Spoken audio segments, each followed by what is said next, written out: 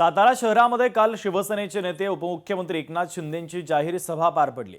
यावेळी जिल्हा परिषदेमध्ये घडलेल्या घडामोडींच्या संदर्भात भाष्य करताना योग्य वेळी सगळ्या गोष्टींचा हिशोब होईल असा इशारा त्यांनी अप्रत्यक्ष भाजपला दिला। यावरून मंत्री शिवेंद्रसिंह राजे यांनी प्रतिक्रिया दिली। एकनाथ शिंदे आमचे नेते आहेत, राज्याचे उपमुख्यमंत्री असून महायुतीमध्ये आम्ही एकत्र आहोत। त्याबरोबरच साताऱ्यामध्ये शंभूराज देसाई हे आमचे पालकमंत्री आहेत। आमचे पालकमंत्री हे ताकदीचे असून त्यांच्या नेतृत्वाखाली जिल्ह्यामध्ये विकास कामं सुरू आहे असंही त्यांनी म्हटलेलं आहे।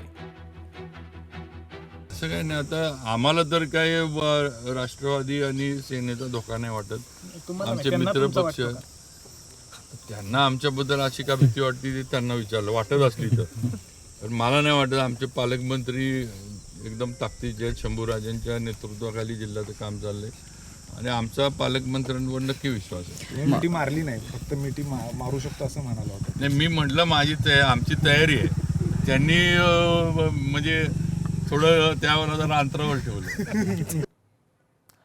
मस्साजोगच्या सरपंचपदाची पोटनिवडणूक आहे। संतोष देशमुखांच्या पत्नीला निवडणूक लढवायची नव्हती। विरोधी उमेदवार स्वरूपानंद देशमुखांनी दावा केला। गावच्या सर्वांगीण विकासासाठी निवडणुकीच्या मैदानात उतरलोय, स्वरूपानंद देशमुखांनी वक्तव्य केलंय। त्यावेळेस आम्ही कोणाला भेलो नाहीत किंवा आम्ही आमच्या कुठल्या गोष्टीचा विचार केला नाही। आम्ही फक्त संतोष देशमुखला न्याय कसा मिळेल ह्या भूमिकेत आम्ही राहिलो आणि आज बी आहोत आणि उद्या बी आम्ही त्याच भूमिकेमध्ये असणार आहेत। परंतु न्यायालयीन लढाई वेगळी आणि राजकीय लढाई वेगळी।